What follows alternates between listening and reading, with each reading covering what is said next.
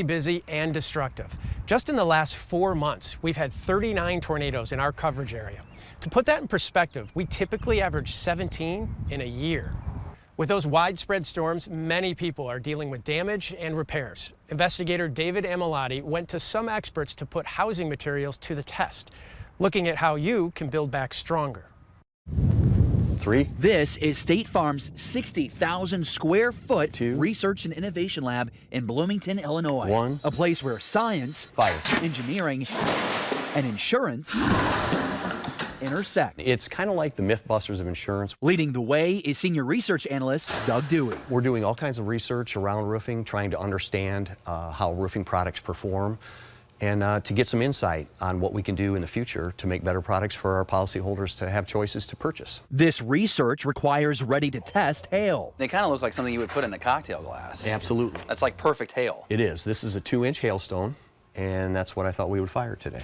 With more than 3 decades of experience, Dewey says the FM 4473, or the hail gun test, is his favorite, blasting an ice ball at Major League Baseball pitch speeds at roofing samples to study double impact hits and material durability. 3, 2, 1, fire. Oh my God. It's always designed to be perpendicular with the sample. And the reason for that is you'll have a slope on a roof, and when the hail falls from the sky, the wind will catch it, drive it right into the side of the roof. So that's the worst case scenario. That's what we're trying to simulate. Doug goes to great heights to study the impacts of gravity by dropping steel bearings to replicate the kinetic 2, energy 1, of fire. free-falling hail. You're just dropping the ball bearing, hitting the key locations, then you tear the sample apart and you look at the back of the sample and see if there's cracks or tears. One of the larger tests in this lab is testing wind speeds and how it turns debris into potentially deadly projectiles. We are deeply involved in the science of the weather and of the construction methodologies and technologies to get as far down into the weeds of understanding as is possible. That is research manager John Way, giving us the green light to see this 2x4 compressed air cannon up close to fire debris at almost 40 miles per hour. It came right through the front of the building here, at which place it displaced the siding, continued moving through the building structure. This mock room, what's left of it, is made of the same vinyl siding and 2x4 studs most current builds are constructed with. It actually hit one of the studs behind the drywall structure, knocking the stud backwards. So not only did it go through 2 wall support structures, it likely would have gone all the way through here if not colliding with the stud. At 34 miles an hour, that cannon is firing with the strength of 100-mile-per-hour winds.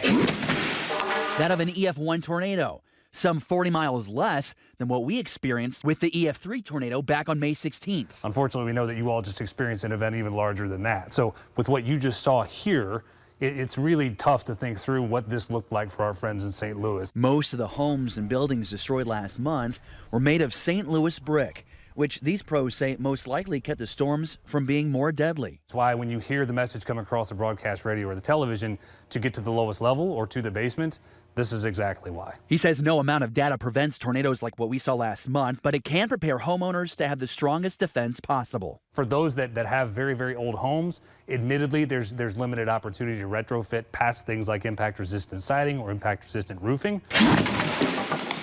Way says the data collected here helps manufacturers make better products and policymakers create more effective building codes.